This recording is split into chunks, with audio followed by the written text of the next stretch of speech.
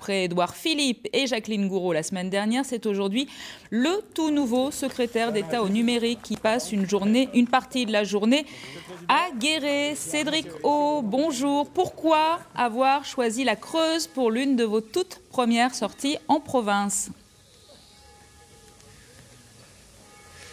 Bonjour, j'ai choisi la Creuse parce que dans les priorités que je me suis fixées pour le numérique, à chaque grand débat qui se sont tenus sur tout le territoire, particulièrement dans les départements ruraux, les gens ont parlé du numérique. Ils ont parlé du numérique comme d'une potentialité extraordinaire pour faciliter l'accès aux services publics, mais ils ont aussi parlé du numérique comme d'un défi.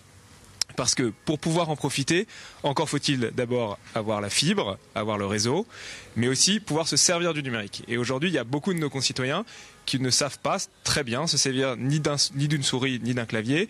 Et donc j'ai voulu visiter la Creuse parce que ici, on a tout un ensemble d'acteurs institutionnels, privés, mais surtout associatifs, enfin tout le territoire qui s'est mobilisé pour mettre en place une vraie stratégie d'inclusion numérique. Et donc j'ai voulu venir visiter ce que les gens faisaient, voir sur le terrain, voir les gens qui aidaient. Concrètement, Cédrico, oui. Vous venez signer une charte. Que comprend cette charte ? Alors, je viens signer une charte avec la présidente du département qui matérialise l'engagement des acteurs locaux, le département, les communautés de communes, les associations, les tiers-lieux, et qui matérialise le fait que l'État vient accompagner, encadrer et aider à la mobilisation des acteurs du département pour aider à l'inclusion numérique sur tout le territoire.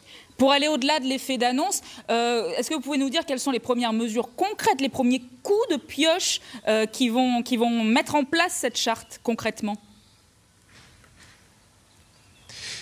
Alors, il y a un outil qui est essentiel qui s'appelle le pass numérique. Le pass numérique, c'est simple.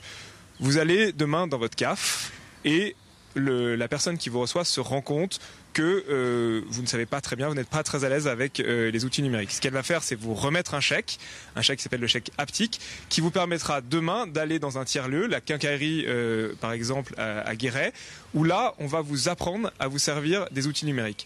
Ce chèque, il est cofinancé à la fois par l'État et par le département, et il doit être un outil essentiel au service de l'apprentissage numérique de tous nos concitoyens. Cédrico, merci beaucoup.